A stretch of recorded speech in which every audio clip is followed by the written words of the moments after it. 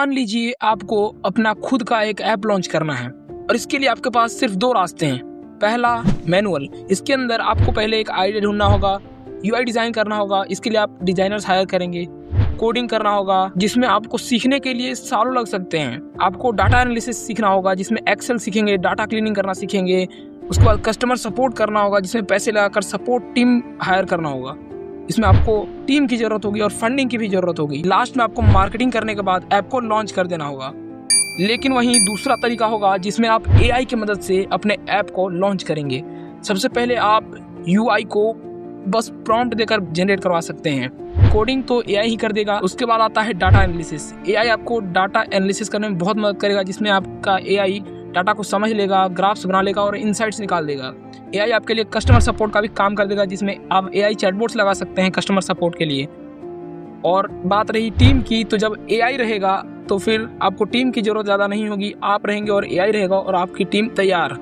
उसके बाद होगी मार्केटिंग की। मार्केटिंग में भी आपका एआई कुछ ना कुछ मदद कर सकता है, लेकिन आपको इसमें ज़्यादातर खुद से ही करना होगा।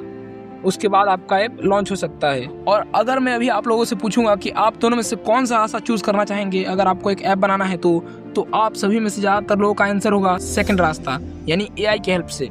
और ये इसीलिए क्योंकि मैनुअल में ये सारे काम तो आपका सिर्फ एआई ही कर दे रहा है। आपको बस जरूरत है तो एक अच्छे आइडिया की और अच्छे मार्केटिंग टीम की, और उसमें से भी आइडिया ढूंढना तो बहुत ही मुश्किल काम हो जाता है, क्योंकि एआई कॉपी करके आइडियाज दे सकता है बट न्यू आइडियाज जल्दी जनरेट नहीं कर पाता है। और इसीलिए आज मैं आप लोगों के सामने लेकर आया हूँ 3 ऐसे SaaS प्रोडक्ट्स जो अभी तक मार्केट में लॉन्च नहीं हुए हैं। एंड आई बेट कि ये बिल्कुल गोल्डन आइडियाज है, और अगर किसी ने भी इसको सही से एग्जीक्यूट कर दिया तो मार्केट में तहलका मचा सकता है। मैं हर आइडियाज में ये 10 चीजें डिस्कस करता चलूंगा, तो जल्दी से वीडियो को फुल स्क्रीन कर लो और दिल थाम के देखो। एंड मैं आपको बता दूं कि इनमें से मुझे जो सबसे बेस्ट आइडिया लगा वो है थर्ड आइडिया। बट उससे पहले चलिए हम देखते हैं फर्स्ट आइडिया को।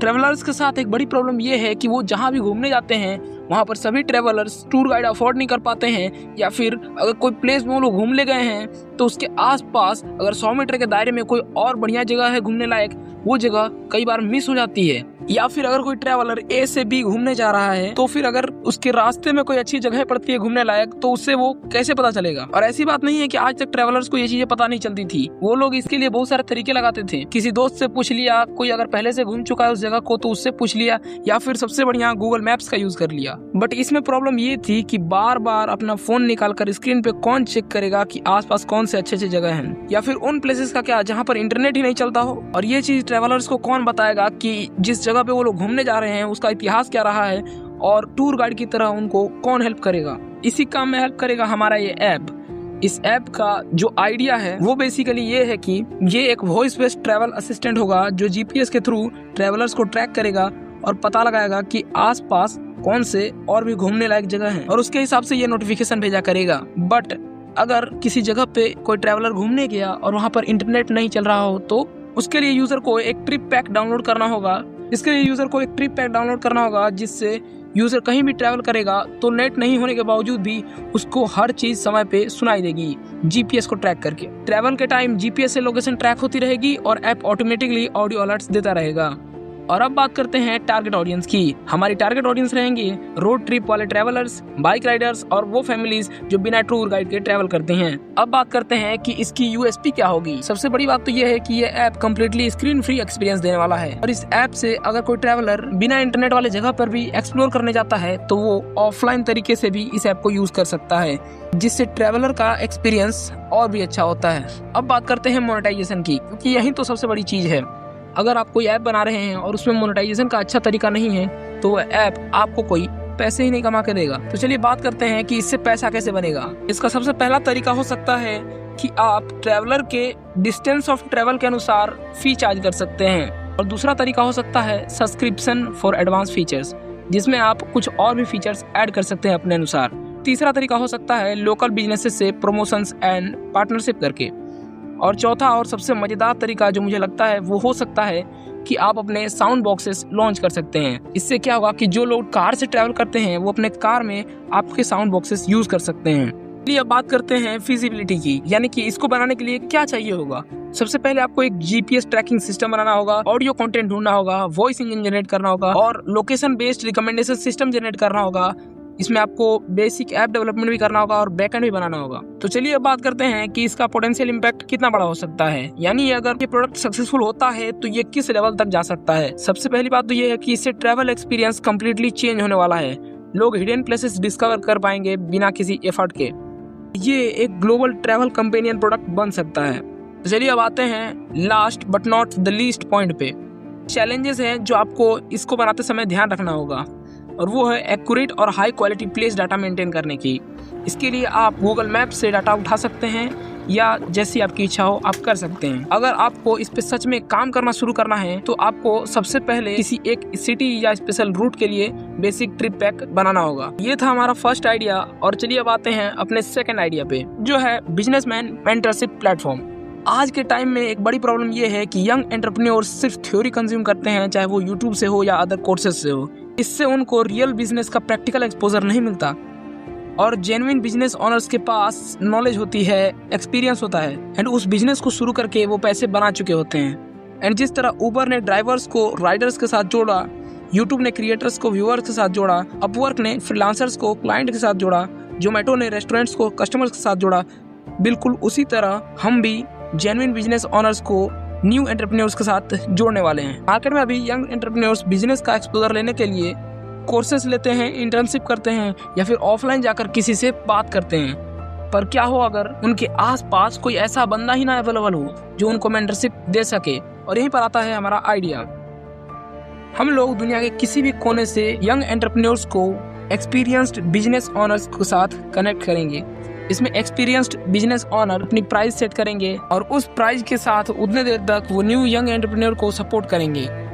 इस टाइम के दौरान वो एंटरप्रेन्योर इनसे कोई भी सवाल पूछ सकता है और अपने सारे डाउट्स क्लियर कर सकता है। इस सेशन से पहले यंग एंटरप्रेन्योर उनको आधा पैसे पे कर चुका होगा एडवांस में, और उसके बाद आधा पैसे पे करता है। जो एडवांस पैसे हैं वो प्लेटफॉर्म रखता है, और जैसे ही कन्वर्सेशन एंड होती है प्लेटफॉर्म अपनी चार्ज काट कर उस एक्सपीरियंस्ड बिजनेस ओनर को पैसे लौटा देता है, और इस तरह से ये प्लेटफॉर्म पैसे बना सकता है। अगर आप इस आइडिया पे काम करना चाहते हैं तो आप इसमें और भी कुछ फंक्शंस ऐड कर सकते हैं, जैसे कन्वर्सेशन के एंड होने पर रेटिंग सिस्टम डाल सकते हैं, या फिर कुछ और ऑप्शंस भी आप डाल सकते हैं। तो चलिए बात करते हैं टारगेट ऑडियंस की। तो हमारे टारगेट ऑडियंस होंगे यंग एंटरप्रेन्योर्स जो बिजनेस स्टार्ट करना चाहते हैं, ऐसे स्टूडेंट्स जो रियल वर्ल्ड स्किल सीखना चाहते हैं, और ऐसे अर्ली स्टेज फाउंडर्स जो प्रैक्टिकल एक्सपोजर चाहते हैं। अब बात करते हैं इसकी यूएसपी की। मुझे लगता है इसके लिए बेस्ट यूएसपी होनी चाहिए इसका ट्रस्ट, क्योंकि इस ऐप में सिर्फ वैसे ही बिजनेसमैन अलाउड होंगे जिनके पास सच में एक्सपीरियंस होगा। इसके लिए आप अपने तरीके से इनको ऑथेंटिकेशन चेक कर सकते हैं। और हाँ, मेरा यहाँ बिजनेसमैन कहने से सिर्फ ये मतलब नहीं है कि उनके पास कोई कारखाना या कोई कंपनी होनी चाहिए। बिजनेसमैन मतलब कोई भी बिजनेस शुरू किया हो, चाहे उसने एक छोटा सा शॉपिंग मॉल ही क्यों ना खोल रखा हो, पर वो बिजनेसमैन होगा, क्योंकि इस एक्सपीरियंस को भी वो कहीं ना कहीं सेल कर सकता है। अब बात आती है मोनेटाइजेशन की। इसके बारे में हमने डिस्कस तो कर ही लिया है, बट थोड़ा और बता देता हूँ। सबसे पहले आप हर कन्वर्सेशन पे कुछ कमीशन रख सकते हैं जिससे आपकी कमाई होगी। और दूसरा तरीका है, जिन मेंटर्स की रेटिंग हाई है उनसे प्रीमियम विजिबिलिटी फी लेना, यानी कि यंग एंटरप्रेन्योर्स को प्रीमियम मेंटर से बात करने के लिए पैसे पे कर रहे होंगे प्लेटफॉर्म को, उसके बाद ही वो लोग बात कर सकते हैं। और चलिए बात करते हैं फिजिबिलिटी की, यानी इसको बनाने के लिए क्या चाहिए होगा। आपको बनाना होगा एक स्ट्रॉन्ग मेंटर वेरिफिकेशन सिस्टम, और रेटिंग एंड रैंकिंग सिस्टम भी बनाना होगा। और शुरू में आपको हो सकता है कि इनिशियली ऑनबोर्डिंग करना पड़े मेंटर्स का। चलिए बात करते हैं पोटेंशियल इम्पैक्ट की, यानी कि अगर ये प्रोडक्ट सक्सेसफुल होता है तो ये आपको कहाँ तक ले जा सकता है। अगर ये ऐप सक्सेसफुल होता है तो लर्निंग सिस्टम थ्योरी से एग्जीक्यूशन बेस्ड हो सकता है। ये ऐप मेंटरशिप और इंटर्नशिप के बीच एक नया कैटेगरी क्रिएट कर सकता है। चलिए जाते जाते बात कर लेते हैं कुछ चैलेंजेस के बारे में। इस आइडिया के लिए हाई क्वालिटी मेंटर्स ऑनबोर्ड करना डिफिकल्ट काम है, और सबसे जरूरी चीज ट्रस्ट सिस्टम को कंसिस्टेंटली मेंटेन करना होगा। और इस आइडिया के लास्ट में मैं यही कहना चाहूंगा कि अगर आप इस पे काम करना चाहते हैं तो सबसे पहले आपको 10-15 वेरीफाइड मेंटर्स मैनुअली ऑनबोर्ड करने होंगे। तो चलिए अब चलते हैं थर्ड आइडिया पे, जिसका आपको बेसब्री से इंतजार था।